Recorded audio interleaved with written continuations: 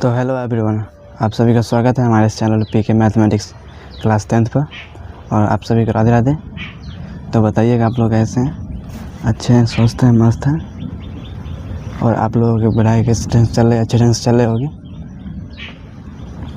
और जैसा कि मैंने पिछले क्लास में चैप्टर नंबर 3 का जो वर्ग गुणन विधि था उसको सभी को सॉल्व कर दिए थे। और अगले क्लास में हम बोले थे कि क्या बताएंगे ग्राफीय विधि। तो हम ग्राफीय विधि को देखे हैं तो एग्ज़ाम में वो 5 नंबर का है, तो इसलिए हम सारे 5 नंबर वाले प्रश्न को अभी रोक के रख रहे हैं। और लास्ट में जब सिलेबस ख़त्म होने होगा 2 नंबर वाले ऑब्जेक्टिव, उसके बाद लास्ट में 5 नंबर वाले सवाल को सॉल्व करेंगे। तो इसलिए अभी ग्राफीय विधि को रोक रहे हैं और आज चालू करने वाले हैं द्विघात समीकरण चैप्टर नंबर 4। तो चलिए बिना देरी के क्लास को स्टार्ट करते हैं। आप लोग टेंशन नहीं लीजिएगा, हम उसको सॉल्व करेंगे ग्राफीय विधि को। एक ही क्लास का है, अगर आप लोग कमेंट कीजिएगा तो हम जल्दी ही इसको भी सॉल्व कर देंगे, यानी बता देंगे आप लोग। तो आज फ़िलहाल चलते हैं चैप्टर नंबर 4 पर, द्विघात समीकरण। और द्विघात समीकरण में ज़्यादा कुछ नहीं है, ये द्विघात बहुपद का विपरीत है। मतलब कि विपरीत नहीं, द्विघात बहुपद के बराबर 0 कर देंगे तो वही द्विघात समीकरण है। तो द्विघात बहुपद का व्यापक रूप आप लोग जानते ही हैं कि क्या होता है ax² + bx + c = c। ये द्विघात बहुपद का रूप होता है, व्यापक रूप। और द्विघात समीकरण में सब के बराबर 0 हो जाएगा, यानी ax² + bx + c = 0 हो जाएगा। तो ये हो जाएगा द्विघात समीकरण। और द्विघात बहुपद में बराबर 0 नहीं देना होता है। द्विघात बहुपद हम पढ़ा ही चुके हैं और वास्तविक संख्या पढ़ा ही चुके हैं। और 2 चर वाले रैखिक समीकरण का युग्म है, वो भी लमसम एक प्रश्नावली छोड़कर ख़त्म हो ही गया है। और आज लेकर आए हैं चैप्टर नंबर 4। तो स्टार्ट करते हैं 2 चर वाले रैखिक समीकरण चैप्टर नंबर 4, और इसका इंट्रोडक्शन लेक्चर आज पढ़ते हैं। तो चलिए चैप्टर 4 लिखते हैं। 2 चर वाले समीकरण, 2 चर वाले द्विघात समीकरण। हम चैप्टर नंबर 3 याद रखा, चैप्टर नंबर 4 द्विघात समीकरण। क्या चैप्टर नंबर 4 द्विघात समीकरण। तो आज इंट्रोडक्शन इसका लेक्चर है। तो इसका आप पूछेगा कि द्विघात समीकरण का परिभाषा। इसका परिभाषा नहीं होता, सिर्फ ऐसे समझने के लिए आप लोग सोच सकते हैं कि द्विघात बहुपद का व्यापक रूप के बराबर 0 कर सकते हैं। तो वही हो गया द्विघात समीकरण। और इसका व्यापक रूप होता है, तो व्यापक लिखते हैं द्विघात समीकरण का व्यापक रूप। इसका परिभाषा वगैरह ये सब फालतू है, तो इसलिए ज़्यादा ध्यान नहीं देंगे उस पर। जो इम्पोर्टेंट बात है उस पर ध्यान देते हैं। तो लिखेंगे एरो देखिए, द्विघात समीकरण का व्यापक रूप। तो द्विघात समीकरण का व्यापक रूप क्या है? तो लिखेंगे ax² + bx + c = 0। तो ये हो गया द्विघात समीकरण का व्यापक रूप। क्या हो गया? ax² + bx + c = 0। तो ये हो जाएगा द्विघात समीकरण का व्यापक रूप। अब यहाँ पर से पूछेगा कि ये क्या है।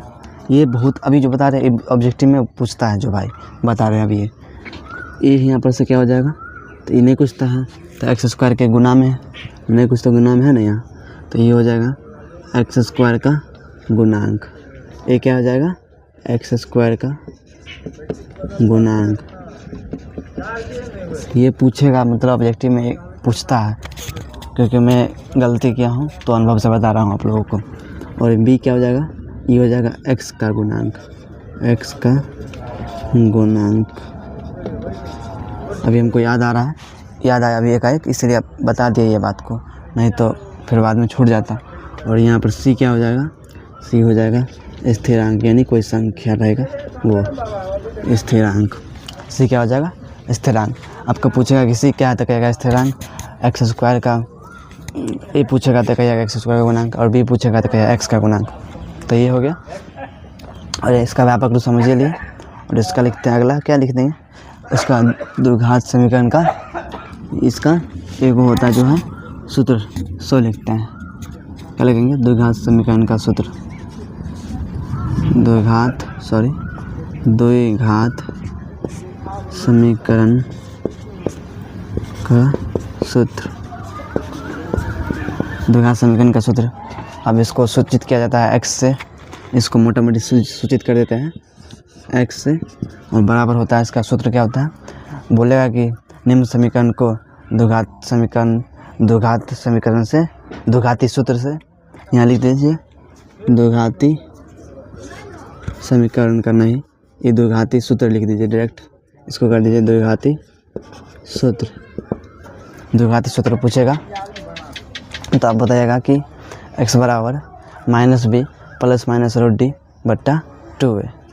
अब d क्या है, a का है सब, तो अब तो वो बात रहा, तब उसका भी बताएंगे कि कहाँ से क्या आ रहा है। तो पहले फार्मूला लिखते हैं, -b plus minus root under b² minus 4ac बट्टा 2a। अब बता रहे हैं कि यहाँ पर b क्या है, a क्या है, आप समझे, क्योंकि यहाँ शुद्ध मतलब कोई भी समीकरण दिया रहेगा, मान लीजिए 2x² प्लस 3x मान लीजिए प्लस 2 बराबर 0, तो यहाँ पर से इसका बोलेगा कि द्विघाती सूत्र से सॉल्व करना है। तो द्विघाती सूत्र क्या होता है, x बराबर -b plus minus root under b² minus 4ac बट्टा 2a। अब मान लीजिए कि इसमें से क्या है, ये है, ये b है, ये c है, इसमें भी क्या है, b है, a है, c है, a है, यानी a b c का मान तीनों है ही, और इसमें पुट करने वाला रहेगा।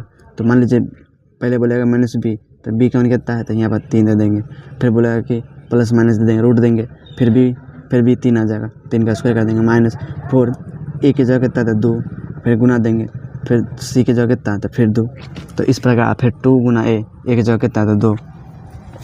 तो इसलिए बताएं कि कहाँ पर क्या ज़रूरी है, तो यहाँ जो है वो जो भी पूछेगा ना, वो पहले द्विघात समीकरण में दिया ही रहेगा। तो इसलिए हम बता दिए, पहले ये बता दिए ताकि आप लोगों को समझ में आए, इसलिए तो आगे इसको समझ गए होंगे आप लोग। आगे मतलब कि आप लोगों को जो भी कंफ्यूज हो रहे हैं, तो वो क्वेश्चन सॉल्व करते वक्त हम बोलते ही हैं कि जो भी आप लोगों का डाउट है, वो सब जब सवाल को सॉल्व करेंगे तो सारे डाउट को हम क्लियर कर ही देते हैं, और इसका भी क्लियर कर देंगे जो भी डाउट वगैरह जो बचेगा। तो अब यहाँ से लिखते हैं, एक और आता है कंडीशन, कि बोलेगा कि कौन स्थिति में इस प्रकार दिया रहेगा समीकरण जो बोले अभी, उस समीकरण को बोलता है कंडीशन। जैसे तीसरे चैप्टर में भी था कंडीशन, क्या था, संगत असंगत था ना, कंडीशन वगैरह, तो इसमें भी एक कंडीशन है मूल वाला। तो चलिए मूल वाला कंडीशन समझते हैं। अब होता है विवेचक बराबर एक फार्मूला लिखते हैं, d बराबर एक फार्मूला होता है d बराबर b² माइनस 4ac। यहाँ पर आप d भी लिख सकते हैं, इसके जगह पर, पूरा की जगह पर d भी लिख सकते हैं, ये वाला d। अभी d क्या है, अभी जहाँ d लिखेंगे, जहाँ d बता रहे हैं आप लोगों को, जहाँ d क्या हो जाएगा, जहाँ d विवेचक या विविक्तर थोड़ा देख लेते हैं विविक्तर कैसे लिखा, विविक्तर, हाँ ठीक, इसको बोलते हैं विवेचक या विविक्तर।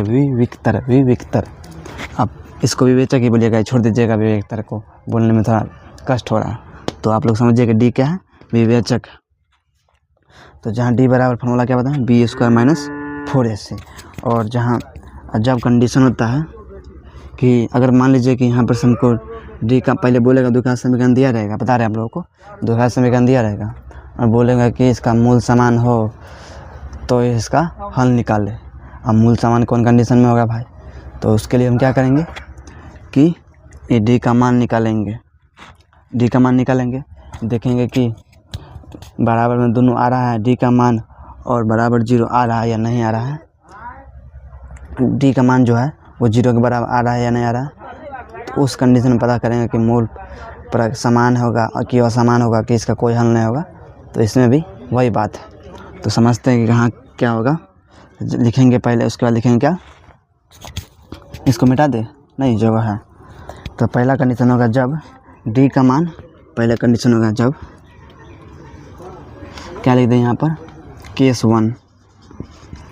वन जब डी बराबर 0 होगा तब, अगर डी का मान अगर 0 निकला है सॉल्व करके, अगर डी का मान 0 आया ये वाला, तब का क्या होगा इसका कंडीशन, तब होगा 2 समान मूल होंगे। क्या हो जाएंगे, मूल किसको कहते हैं, इसको जो द्विघात सॉल्व करेंगे तो यहाँ प्लस माइनस बोल रहा है, तो यानी समझ गए कि प्लस माइनस है, तो सॉल्व करने के बाद 2 को आइबे करेगा, गारंटी है।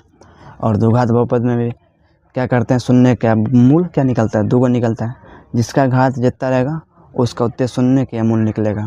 तो इसका घात 2 है हाईएस्ट, तो 2 को शून्य के निकलेगा या 2 को मूल निकलेगा। तो यही बोल रहा है, जब डी का मान 0 होगा तो क्या होगा, 2 मूल समान होंगे, दोनों मूल 2 समान मूल होंगे। तो लिखेंगे 2 समान मूल होंगे,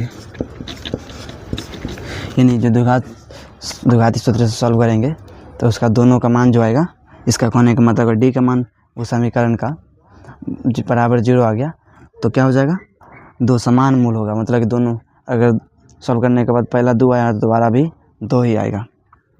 और इसका क्या हो जाएगा, उसके बाद प्राकृतिक क्या हो जाएगी, इसकी प्रकृति हो जाएगी वास्तविक, प्रकृति वास्तविक होगी। क्या होगी, प्रकृति वास्तविक होगी। उसके बाद अगला कंडीशन क्या हो जाएगा, जब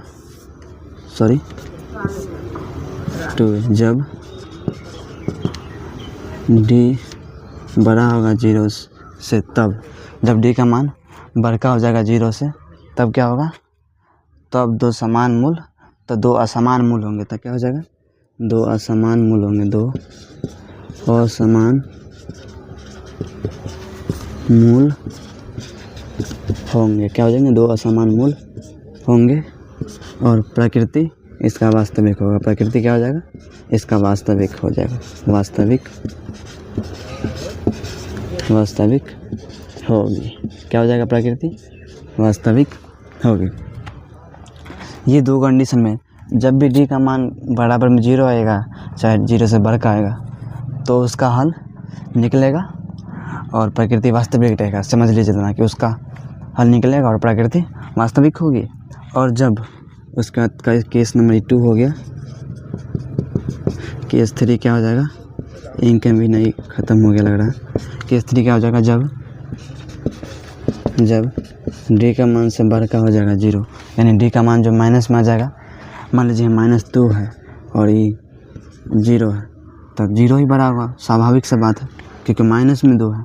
और मान लीजिएगा आपके पास 0 रुपया है और किसी के पास -1 रुपया कर्जा है, तो फ़ायदा में तो न्यूट्रल आदमी नहीं रहेगा कि मान लीजिए हमरा न कर्जा है न केवल दे ले न कुछ, और इधर कर्जा में तो यानी माइनस में, तो इस स्थिति में क्या हो जाएगा, कोई हल नहीं होगा। क्या लिखेंगे, कोई हल नहीं होगा। क्या होगा, कोई हल नहीं होगा, बस। अब इसका प्राकृतिक भी अवास्तविक होगी। तो यही है, तो बस इतना ही कंडीशन है। और आगे और इसी कंडीशन को, ये 4 कंडीशन जो है, 3 कंडीशन, केस 1, केस 2 और केस 3, ये आप लोग याद कर लीजिएगा। इसको एक बार पढ़ लीजिएगा बढ़िया ढंग से और इसको याद कर लीजिएगा। और ये केस को, जब जितने केस बताए हैं, ये केस को और ये केस को आप लोग बढ़िया से देख लीजिएगा, क्योंकि इंट्रोडक्शन लेक्चर में हम छोटा लेक्चर देते हैं इंट्रोडक्शन का, और जब सवाल सॉल्व करते हैं तो बड़ा लेक्चर होता है। तो अगले क्लास में हम इंट्रोडक्शन में जो दिए हैं उसका एग्जाम्पल के साथ सॉल्व करेंगे और उसके बाद अगले क्लास में प्रश्नावली पर चलेंगे। तो आज का क्लास इतना देर रखते हैं। तो मिलते हैं अगले क्लास में। जय हिंद, जय भारत, राधे राधे।